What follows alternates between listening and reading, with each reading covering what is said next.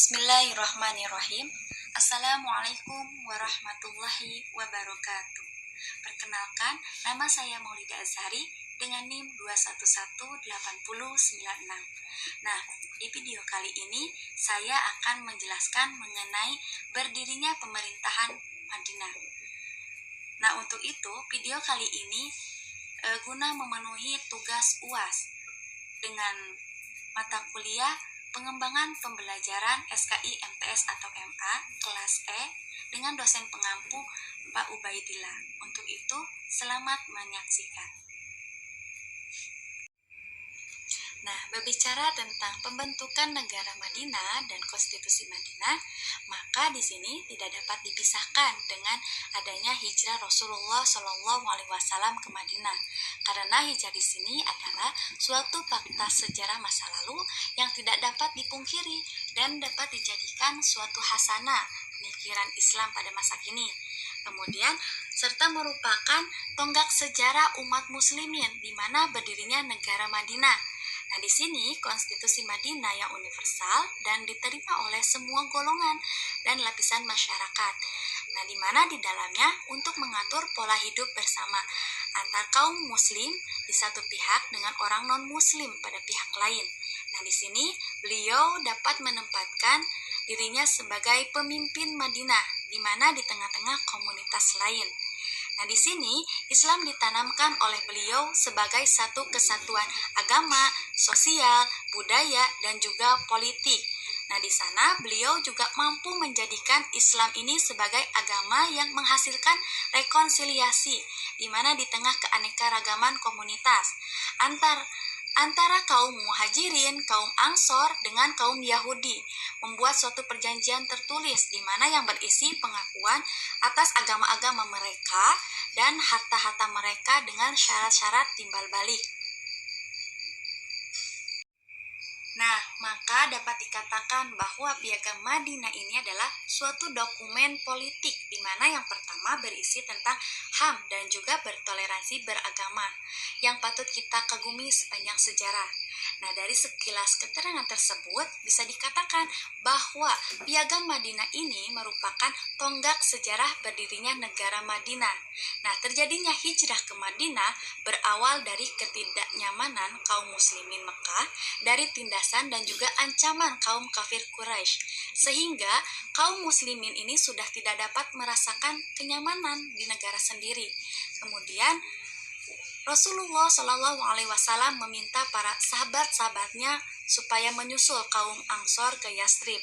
Nah, tidak hanya meninggalkan Mekah, kaum muslimin di sini hendaknya berpencar-pencar, di mana supaya tidak menimbulkan kepanikan kepada kaum Quraisy terhadap mereka. Nah, peristiwa-peristiwa bersejarah yang berkenaan dengan hijrahnya Rasulullah dan para sahabat yang kita pelajari kali ini dalam sejarah merupakan petunjuk tentang hijrah lahir atau hijrah kecil, hijrah besar yang bersifat rohani atau batin. Nah, dalam konteks hijrah kecil, kita mendapat pengetahuan mengenai aspek-aspek sosial, politik, ekonomi, dan juga budaya. Nah, dari awal pembentukan suatu masyarakat Islam. Nah, dalam suatu sistem yang dengan serius mengancam prinsip-prinsip Islam dan bisa membahayakan untuk masa depannya, maka hijrah di sini merupakan suatu jalan yang tak terhindari.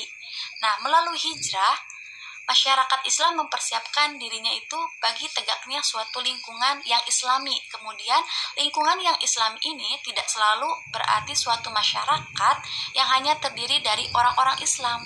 Akan tetapi, suatu masyarakat di sini yang ditata berdasarkan prinsip-prinsip keadilan yang sesungguhnya itu bersifat universal. Nah, untuk tegaknya suatu sistem yang teratur, di sini diperlukan suatu peraturan atau undang-undang dalam bentuk yang lebih tinggi konstitusi yang disepakati semua pihak.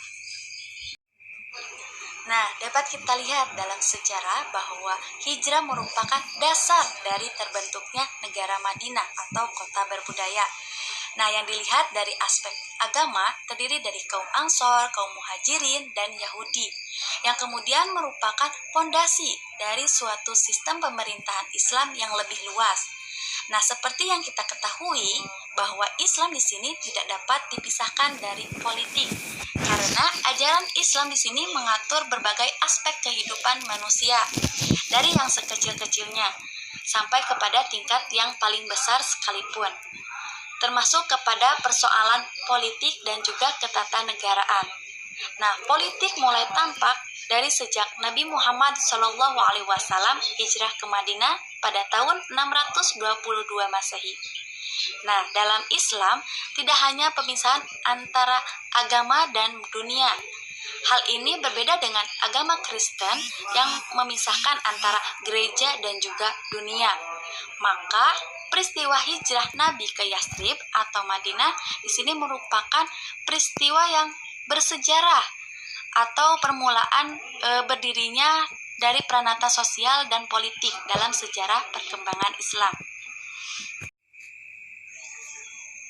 Nah, di Madinah ini, Nabi bukan saja sebagai pemimpin keagamaan, melainkan juga pemimpin pemerintahan. Nah, masyarakat Madinah yang multi etnis dengan keyakinan agama yang beragam, dengan pluralitas komposisi masyarakat, ternyata tidak luput dari pengamatan Nabi.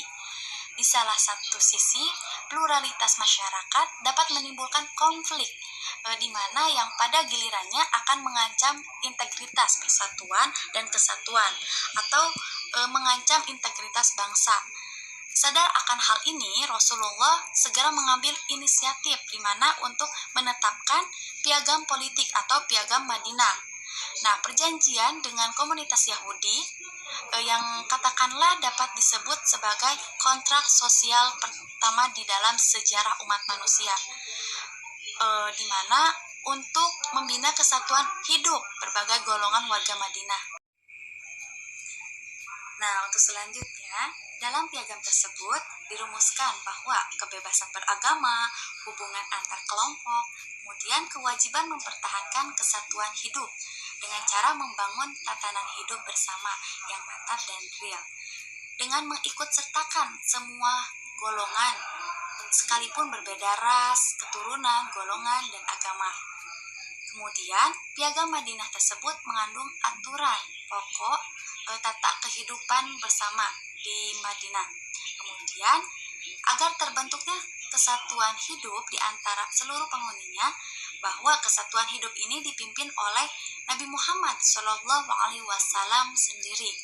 Nah, kesepakatan kontrak sosial inilah yang menjadi dokumen atau konstitusi bagi lahirnya negara yang berdaulat. Dengan demikian, di Madinah, Nabi Muhammad SAW bukan hanya mengemban tugas-tugas keagamaan sebagai Rasul, melainkan beliau itu sebagai kepala negara, sistem pemerintahan negara di Madinah secara keseluruhan dan konstitusinya menganut paham desentralisasi. Kemudian masalah intern kelompok ini diselesaikan oleh kelompok masing-masing, terkecuali menyangkut masalah yang berhubungan dengan kelompok lain. Nah, masalah tersebutlah ditangani oleh Rasulullah SAW secara langsung.